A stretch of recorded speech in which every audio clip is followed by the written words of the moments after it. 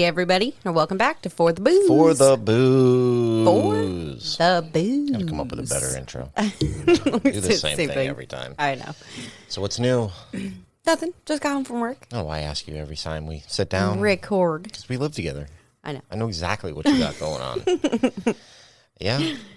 You? Just finished the guitar finally. Yay. Hanging out with the kids a lot. Yay.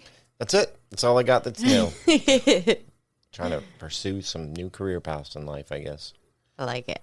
Dig it. But today we're going to do a pretty cool one, I think. I think it's pretty cool. But before we get into that super cool new one, we are going to do our usual listener story. Yes. And unfortunately, this is going to be the last one from Dawn. She has supplied us fully. So if you're out there and you're listening, send your stories in. We need them. Yes, please. We'd love to hear them. But anyways, here we go. Take it away, Dawn. She says, I have been touched. I've been patted on my head and had my hair played with. We have had the cabinet doors open. My husband has felt something touch him, but he tries to talk himself out of it. We do have 2 cats, but that's the first thing we do is we try to locate them and eliminate them as the cause. Actually, we didn't have them at the time of the glass jumping out of the cabinet. My husband has also seen shadows moving. Those freak him out more than anything. The cats react to a lot that we can't identify. And there is a spot in our hallway that scares Bart. He's our male cat. He always tiptoes past the washer. Just yesterday, he was sitting with me, and then he jumps up and stares down the hallway. I got up and walked down it. He stayed at my heel, walking slow. He got to where the wall edges by the washer and wouldn't go any farther. I have no cause for why this would scare him. My husband tries to get whatever is here to talk to him. We don't know who it could be other than his grandparents, but who knows? It's a historical area, and there was a Civil War battle here. Not well known, but it did happen. Also, I have a video on YouTube that I posted to share when I used to be on Reddit, and it was the only way that this guy could get it. I don't have a channel, so it's not like I was looking for views. We have a security system. Cheap, but it does the job. We caught something weird. Something floated out and down and moved very slowly out of sight. By the way, that was the area I saw the man right after we moved in. It's under Bookie 1961. I don't know how to edit or anything like that, so I had to do the video on my phone from the security camera. That's how bad I am. And I'm loud. Sorry. Being deaf makes me loud. She says, well, these were the memorable ones. Use them or not. It's up to you guys. I call myself a skeptic believer. I used to watch these videos in awe. Now I think most of them are fake. But I do believe there's more that we will never know. Have a great day. Thank you, Dawn. We have finally reached the end of your stories. Oh, so good. Yeah, It was like a trio of stories. I love it. Man, it was more than a trio. That was the 3rd email. She sent quite a bit. I mean, we've been reading her stories for a long time now. Thank you so much, So, Dawn. Dawn. And I hope things either settle down or you come accustomed and kind of find your own space for each other to live together. If you're listening out there, Dawn, I hope you still are listening. And if you are, thank you for the stories. They have kept the show going for quite a long time. Thank you so much. Everybody out there, you got to take up some of this. We need you. And we will definitely be watching that video. Absolutely. But we're going to move on to the subject of today. Now, this place I had never heard of or knew about until one network television show did it. Absolutely. I didn't either. We religiously watched them, and We've covered them on the show. we have, absolutely. And it came up, and we're like, wait, what? Yeah, I'd never heard of it. And it was a treat, let me tell you. Oh, it's great. It was Super a good episode. that I've Super watched good. a couple times now. And I always love learning about new and different places. So this was fantastic.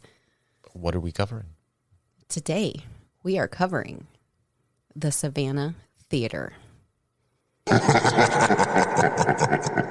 Yes, we are. We are covering the Savannah Theater in Atlanta, Georgia. Yes.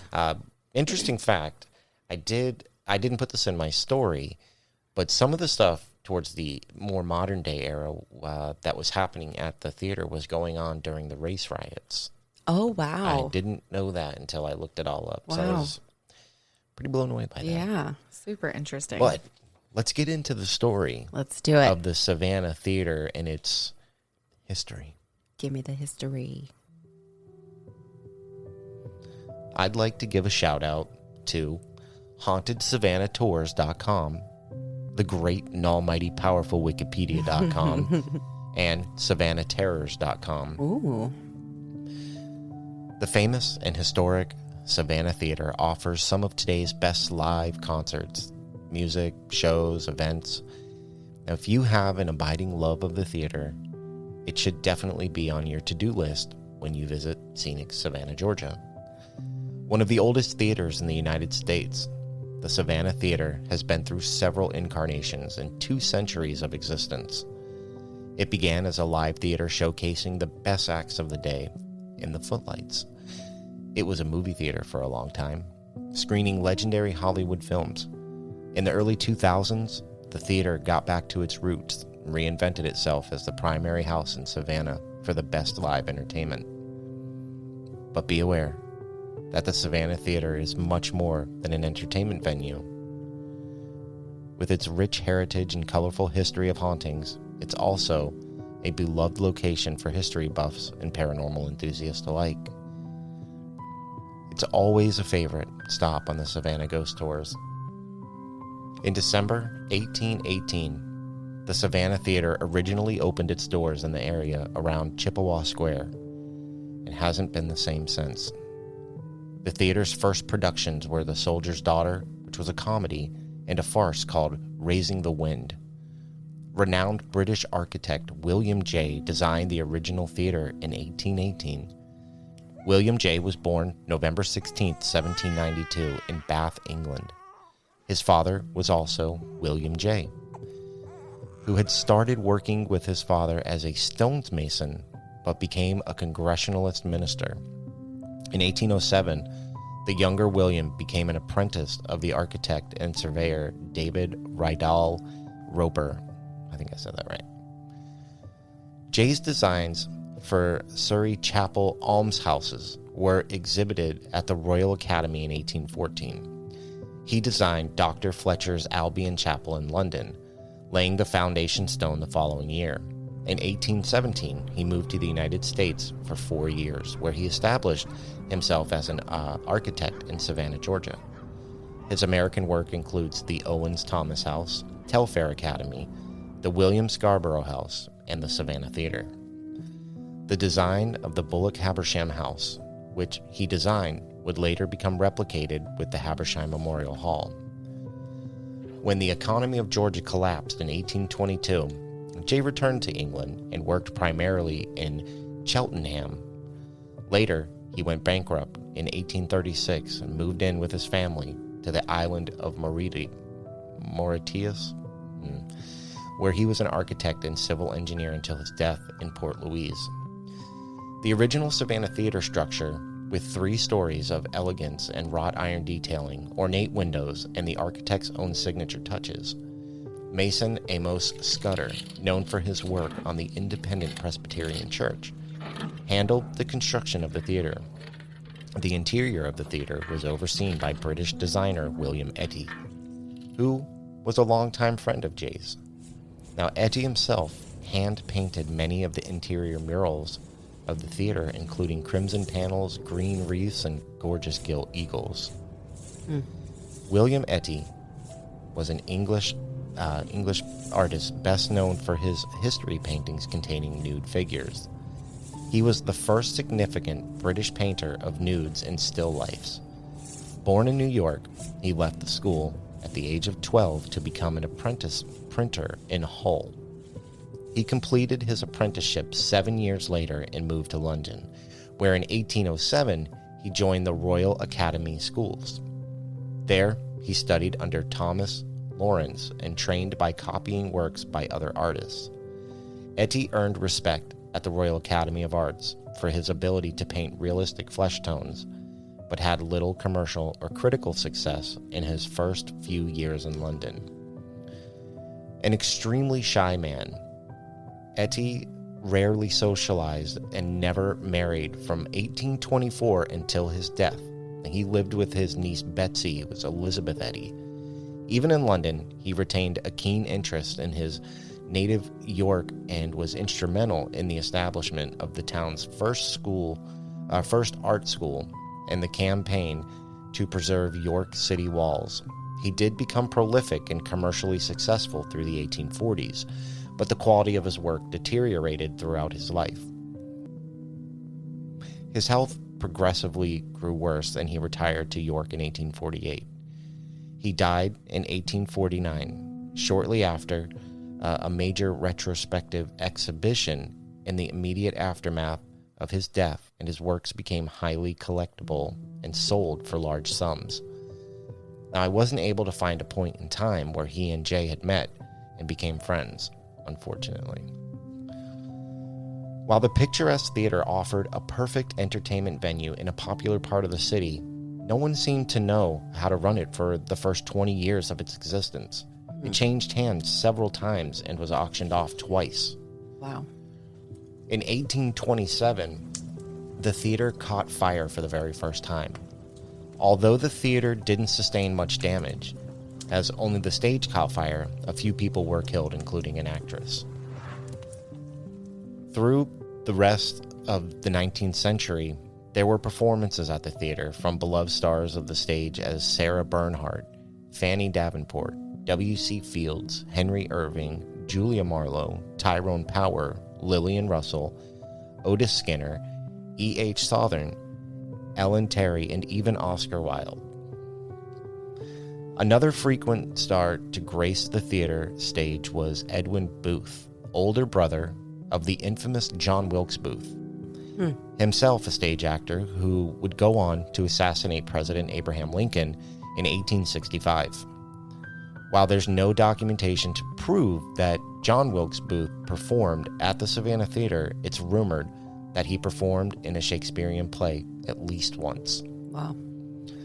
One performance that stood out in history of the theater was that of Ty Cobb, the famed baseball player also known as the Georgia Peach. Cobb appeared in the performance of the College Widow in November 1911. While he enjoyed his experience on stage, apparently he wasn't as popular there as he was on the baseball field. I found an article on www.vintagedetroit.com about Ty Cobb's performance, but keep in mind that this article was actually written during the modern era, not back then. Okay. Quote, Ty Cobb was a bad actor. No, I'm not referring to his regular run-ins with authority. I mean, Ty Cobb was a bad actor. In the same way that 50 Cent is a bad actor. Or think Vin Diesel in the Chronicles of Riddick. Better yet, don't. Like most famous athletes of the time, Cobb took a turn on the vaudeville circuit during the off-season of 1911 through 1912. He signed a $10,000 contract to star alongside actress Sue McManamy in a touring comedy called The College Widow, coming at a time when Cobb was already drawing a hefty $9,000 salary from the Tigers. Those 5 figures represented a boatload of bucks for the 25-year-old Diamond Star. Cast as a gridiron hero named Billy Bolton, Cobb nearly drowned in flop sweat. However, he gamely delivered such immortal lines as, "Marry me and we'll live happier than any lovebirds," before abruptly quitting halfway through the scheduled last 3-month run. At the end, he was gulping bourbon between each act to help him get through each performance. End quote. Wow. Bad. Yeah. Now, on the last day of August in 1898, a hurricane ripped through Savannah and the theater was in its path. The roof was torn from the structure while the interior flooded from the torrential rains. Not long after, in 1906, a fire damaged the theater. For its second rebuild in a decade, the building received a new brick facade. The theater lost the stunning look of the original structure designed by William J. But the show went on, and the theater continued to be the city's preferred entertainment venue for cultural celebrations, plays, music, and other live events, at least until 1916. That year, the Municipal Auditorium on Orleans Square opened its door and gave the Savannah Theater a solid competitor for the first time. Wow. Within months, the Savannah Theater lost some of its patrons to the new venue and lost its status as the primary entertainment venue of the area. The theater experienced another fire in 1948, and that was rumored to have been caused by a curse. The story says that when the theater was originally built in 1818, there was a penny that was placed inside of a brick wall and discovered during a later renovation. The penny was given to the theater owner at the time, who carried it as a good luck charm. In 1948, the man lost the penny on a trip to New York, and the 1948 fire took place right after. Wow. Man. The 1948 fire resulted in another reinvention of the Savannah Theater that was considered a major redesign of the structure. Now, fashioned in popular Art Deco style of the time, the theater reopened its doors as a movie theater. The first film shown on October 21st, 1950 was Mr. 88, starring Burt Lancaster and Dorothy McGuire. As the theater still stands today, it is a shell of what it once was. It does, however, live on.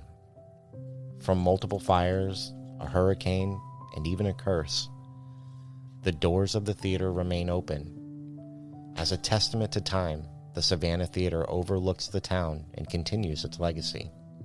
But make no mistake, its legacy was paid for in death. And some members of the theater will forever call the Savannah Theater its home. Wow. So, I mean, this place was really stricken with like one bad thing after the other. Yeah. It just never stopped for this place, right? There's going to be more stuff that you're going to talk about.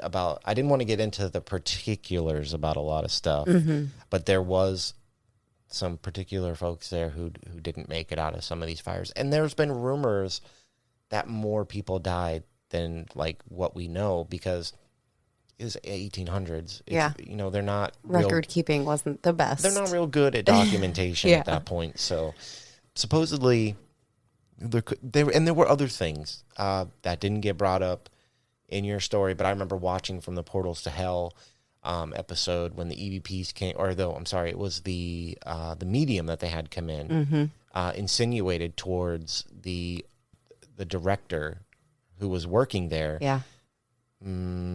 How do I say this in a PC way that won't upset anybody? He was, no didn't mean no to him. And he was taking advantage of the young girls that were coming into the theater.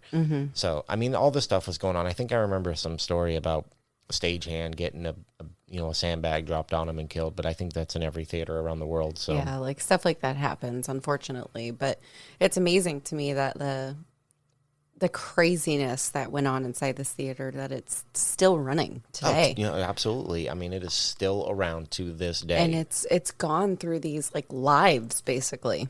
Yeah. Oh, it's gone through 4 reincarnations of itself. It's so crazy. Unfortunately, what once was like this very picturesque, like hand painted, beautiful thing. I mean, I'm sure it's still a beautiful theater. Don't get me wrong. I've seen it in a video at least, or on a show, and it is. It looks like recently, looks right? Very nice. Yeah.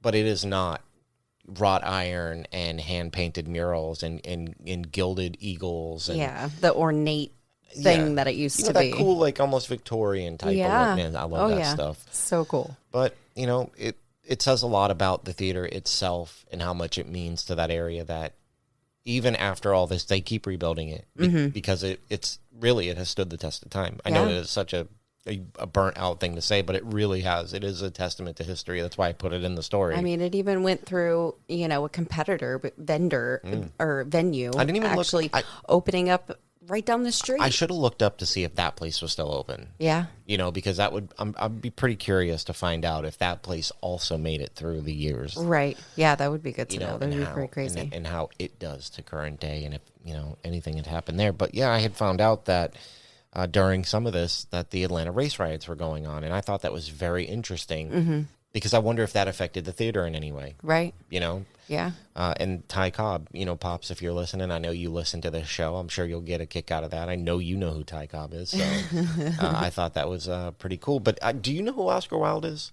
I want to say you know yes. the name. I know you know the name. Yeah. I mean, but that is a very historically famous person, and he performed at this theater. So I thought that was also very awesome. I mean, I like history, but I'm not going to pretend to know all these other actors and actresses because I don't.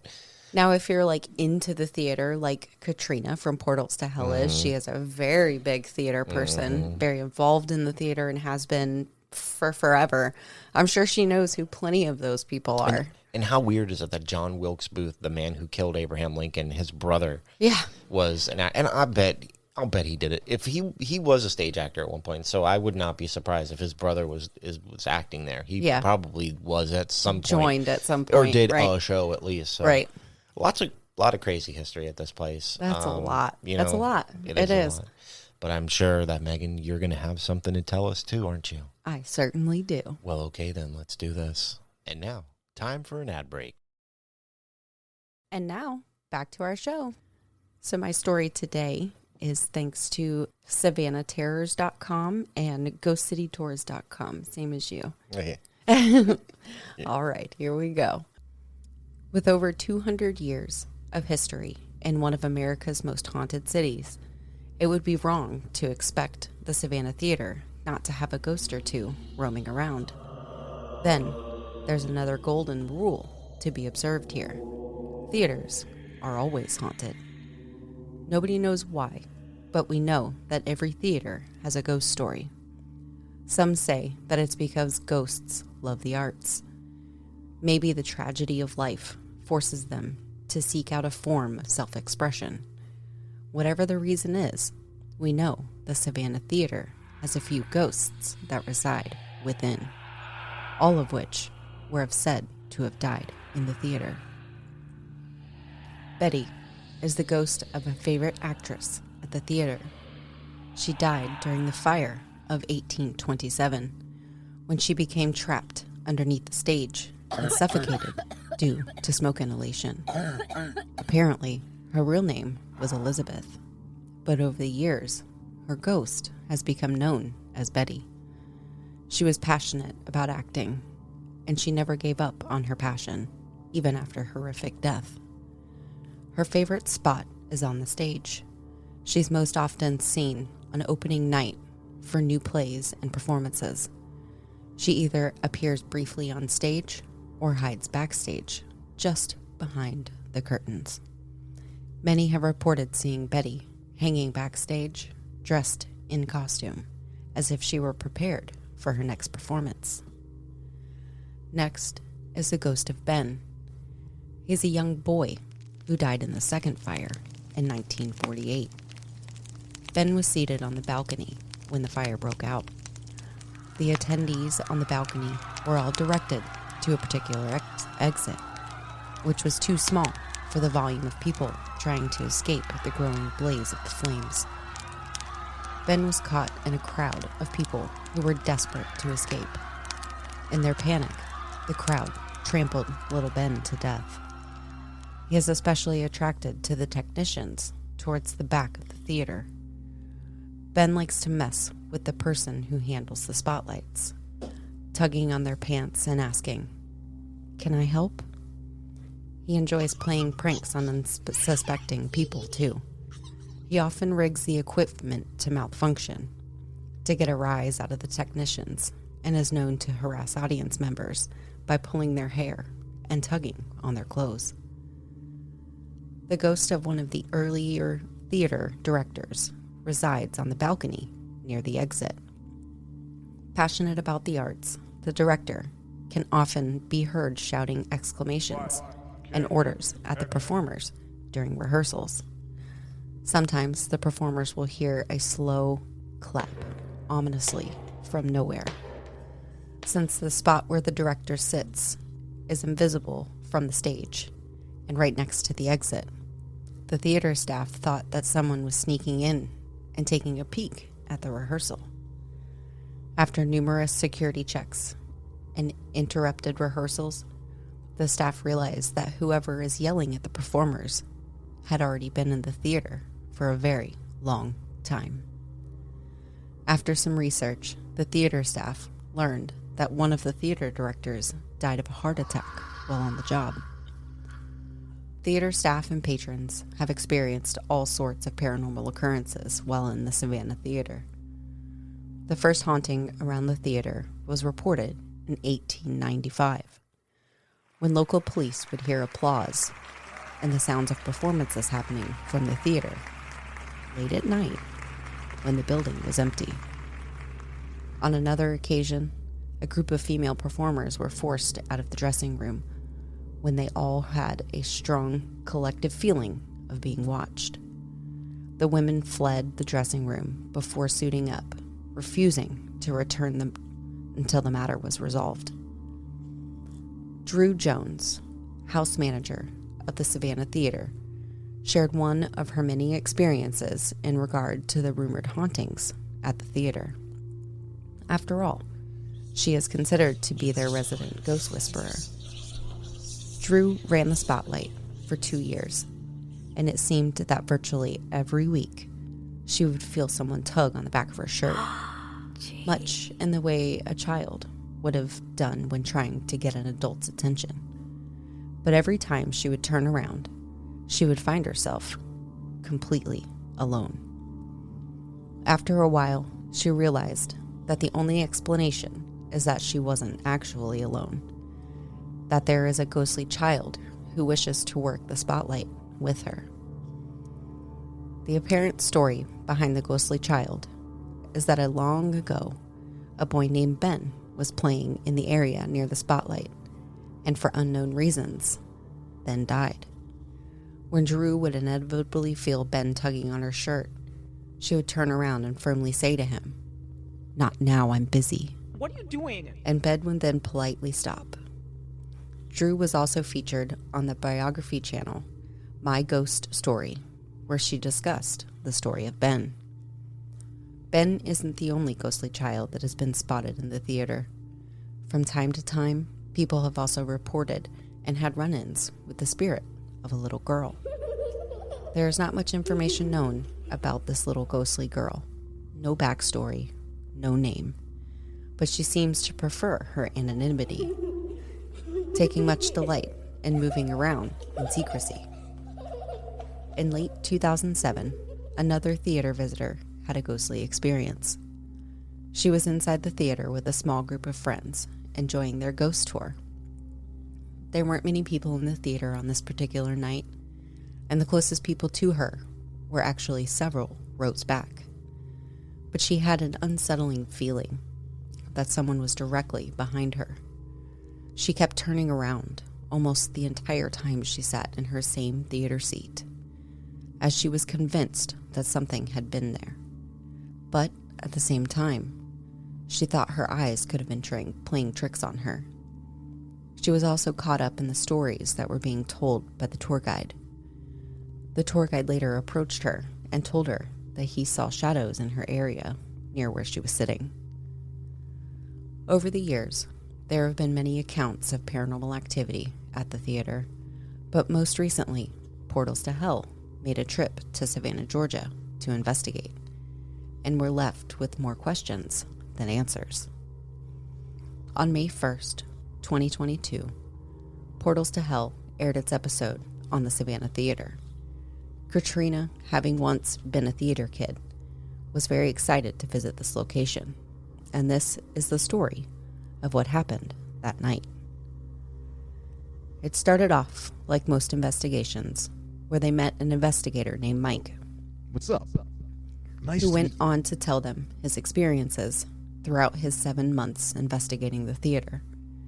He first walks them to the balcony and tells them of a woman named Betty, who was once a stage actress, who died at the theater and is often seen standing or walking in front of the stage, wearing a white dress. Mike goes on to show them the video evidence of an orb-like light that changes shape and glides across the sitting room. And then, to everybody's surprise, he shows Jack and Katrina what he considers to be the best video evidence he has ever gotten in 18 years as a paranormal investigator. The video shows a shadowy figure walking across the upper floor balcony. Katrina went on to say, quote, "It blew my mind," end quote. He then brought them to the stairwell, dubbed Benjamin's stairwell, and proceeds to tell them about the little boy who was trampled to death by audience members trying to evade the fire in the theater. They then walk to the stage, where Mike tells them that the spirit of an old theater director named Bill can often be heard in a gruff voice, swearing and yelling commands immediately after Katrina's EMF detector shoots to 3.6. He then asks them if they would like to go see the original wall, and Katrina asks if this is a usual hotspot, where Mike replies, yes. There are cameras set up in here as well, and shows them a video of something falling off of a clothes rack, while nothing or no one could have made that happen during that investigation. Mike starts to tell them that recently paranormal activity has been ramping up for some reason. Almost immediately, Katrina turns around to Mike and asks, "Did you hear something?" And she replies, "Like somebody exhaling? It came from this way," referencing the opposite side of the room that they were in. Mike then goes on to tell them that during another investigation, 2 women in the group heard a growl in their ears, so loud that they jumped forward out of pure fear. They traveled to the green room, where Mike explains that they get a lot of spirit box responses and EVPs. Then, to everybody's surprise, he shows them a picture from within the big mirror that sits on the wall. A face can be seen staring back at them, and Jack is taken by surprise. Leaving it to them, Mike leaves the theater, and Jack and Katrina begin their investigation. They start their night on the balcony. With their geoport in hand, they immediately call for Elizabeth, and almost immediately back, voices start to come through. It can't help. Are these new people? Those voices come through, but nothing else follows. Headed to the changing room, they immediately set up the geoport once again and hear a voice. Jack says, "I think it just swore." Katrina then asks, "I want to be an actress. Can I be an actress? What do I gotta do?" Immediately, a response comes through saying, "Bitch." Katrina then says, "I just want to audition for you." And again, a response comes through saying, "Fuck that." Then, the name Micah comes through, calling out to one of the previous and frequent investigators of the theater. Jack and Katrina then ask Micah if he would be willing to come and investigate with them. When he arrives, he proceeds to tell Jack and Katrina that they have also had the spirit box respond in the same aggressive manner as they did. They asked Micah if he would join them for the investigation. Agreeing, they set him loose. Alone and watching from the control station, as soon as Micah sits in the front row of the stage, the REM pod and Mel meter start to go crazy. Micah then says, "I haven't played with Ben in a while. Ben, if you're here, can you touch the REM pod for us?" And just as fast as he asked, the REM pod started to beep. He asks, "Were you asking for Micah?" And again, the REM pod immediately lights up. Jack and Katrina then come back to join the investigation. Katrina starts to ask Elizabeth, "Will I be in trouble with Bill if I work here?" And it responds, "Absolutely." Then, random numbers start being said through the geoport. 14, 17. Assuming that they would be seat numbers, they start to look at what seats they were in. And as soon as they find seat 17, a voice comes through saying, "Sit there." Micah says, "Sit here?" "Okay," and takes a seat. Then a voice says, "Do it. Sit. Really." This kind of interaction goes on for a while. Call and responses seem never ending. Hearing more curse words, they assume that they are dealing with Bill yet again. Before they end the session, a voice can be heard directing them to the green room. Following the advice, they all then head to the green room. Jack says, "I want the lady in the mirror to turn up." After a moment, Katrina asks, "Did they hurt you?" And the voice of a woman can be heard saying, "Yes." Continuing to get responses in the green room, Micah asks the spirits, "Were there many fires here?" In which a voice says, 12. Then asks, "Who's talking to us?" And a male voice responds, "All of us." Parting ways with Micah, the group agrees that the similarities in their experiences and their other experiences too are all so similar that it is nothing short of amazing. The Savannah Theater, having 200 years of history, multiple fires, multiple known deaths, and now multiple documented occurrences of paranormal activity, it is truly a highly active location. One that Jack and Katrina and anyone else who has had the privilege to visit the theater will not soon forget. That's got to be your best story ever. Thanks. It was so well written and put together. I know. Whoever wrote that is a genius. Oh man, I think you might have took a stab at writing that. I had to watch the whole show for that. I know. It was good though. It was such a good episode of Portals to Hell. It really was. I was on the seat, on the edge of my seat, even though I have wrote it. It's still, I wrote it thinking of how you would tell it, and it came out good. I'm did. Very happy with that. It really did. Really, really did. And for, because you don't really use too much foul language on the show, to hear you drop the F-bomb is always funny for me. I know. We tried to keep it a little, PG-13 here.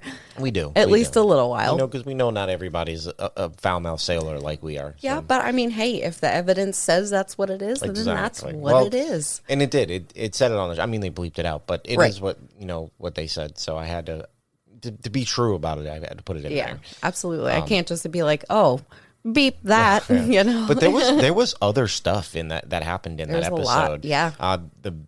Can I just say that shadow figure that they referenced that was on the balcony from the evidence from Mike, the investigator who had previously investigated there, was absolutely probably one of the best shadow figures I have seen. I mean, it's not the lighthouse, but it's pretty good. It is definitely up there. That was so good. It's not the lighthouse, but it's pretty good. No, it is. It's a very good piece of evidence. I think it was the first thing that stuck out in my head when we were like, let's do the Savannah Theater. Yep. I was like, okay. Oh, yeah.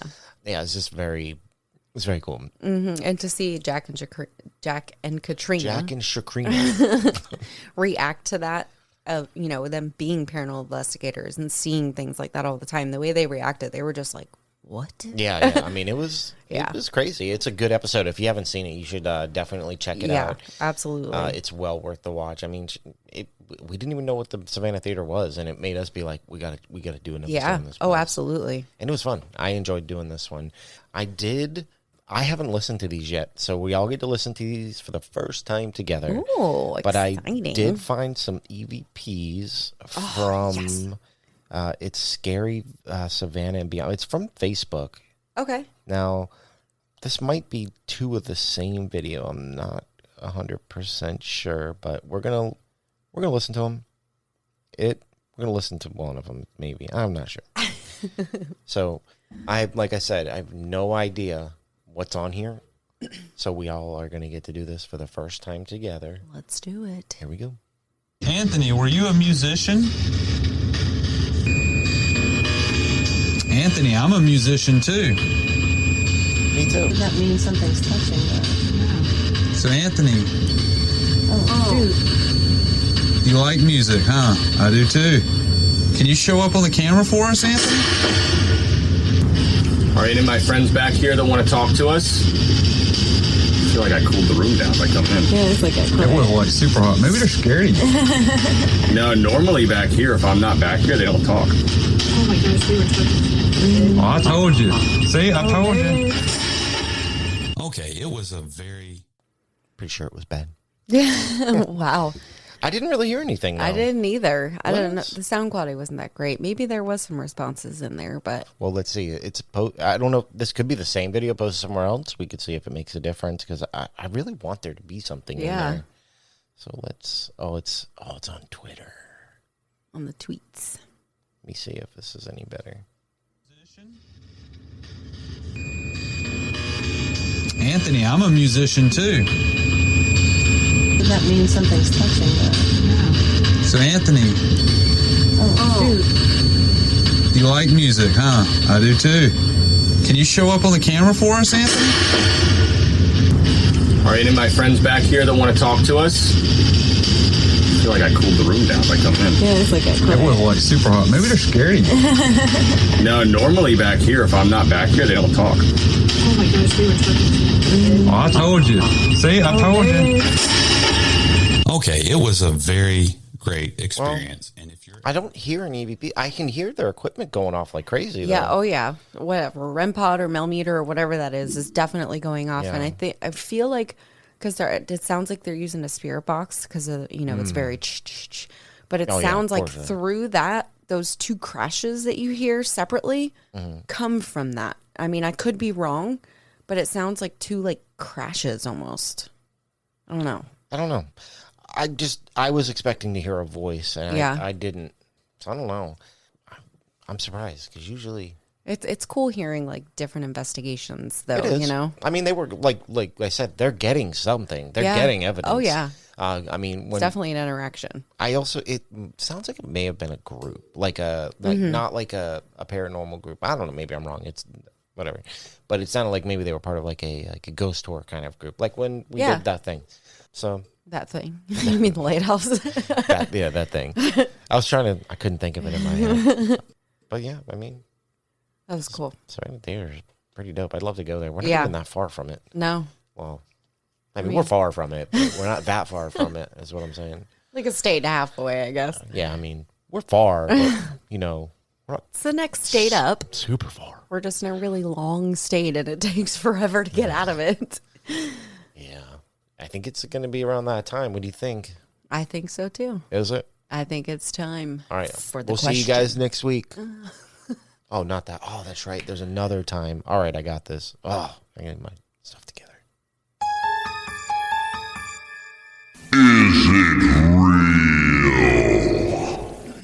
Well, Steven, I knew you know what? I always know what's going to make you laugh. So I always do. So I don't know why. The Savannah Theater, man. Savannah, Georgia. A lot of history. A lot of, seems to be a lot of documented stuff. So Yeah. what do you think, Megan? I absolutely think that the theater is haunted. I think. Oh, never mind. Okay. It's going to do this. Would have worked so much better if it would have went in time with you. Carry on. Okay. So yeah, I do. I think that the line that we had in there that, like all theaters are haunted. Like you hear so many stories of almost every theater having something. Yeah. And there's a Playhouse theater near us, and there's stories online of Yeah, well, we found that out recently. things that happen. And like that's just near our tiny little town, you know? Like I don't know. Like the Savannah, Georgia area is very known to be haunted, and I absolutely think that place definitely has something. Respect. Yeah. Yeah. I mean, I agree. You don't even have to Yeah? ask me. I Okay. agree. Yeah. It's been through so many things, and I would probably subscribe to the idea that more people have died there than what we would know, just because record keeping was so bad back in the 1800s and stuff. Yeah. Not to mention fire. So if there were any records in there, Yeah. or, and town riot or the riots that everybody went through. Yeah. I'm sure stuff was lost, but I mean, even just for what we heard about, right? And not only can it be proven that certain people died there, but everybody that goes there gets the same names in the same areas. It's a lot of coinciding evidence. Yeah. I mean, it's a lot of stuff that just mirrors everybody else's stuff. So it's consistency. There seems to be residual and intelligent. I mean, you can't ask for much more. So yeah, I think I'm going to be on board with you this week, and I say I agree. Nice. I agree. I think it's got real potential for being haunted. Yeah. And I think the consistency speaks more volumes than a lot of other things, Absolutely. too. I agree.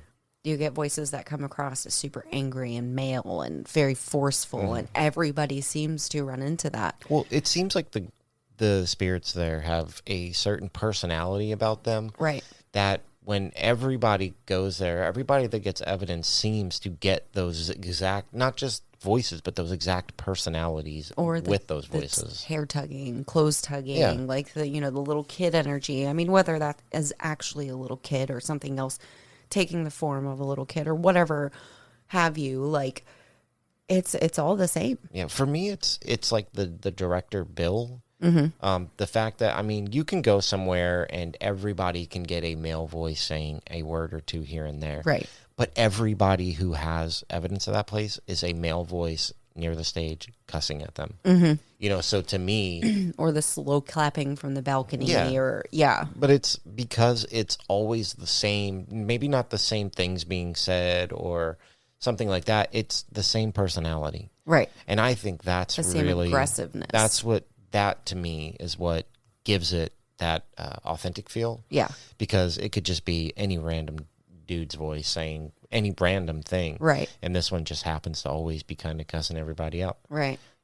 Being super aggressive and gross towards women. Exactly. So that's it. Yeah, I mean, legit.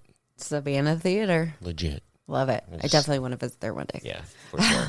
And maybe, I don't know, maybe one day. One day. Maybe. We're gonna be pretty far away from here, so it's gonna be hard. But I think this is gonna run us out for the week, and we will be back. I'm pretty excited for the next one, honestly. I know you are.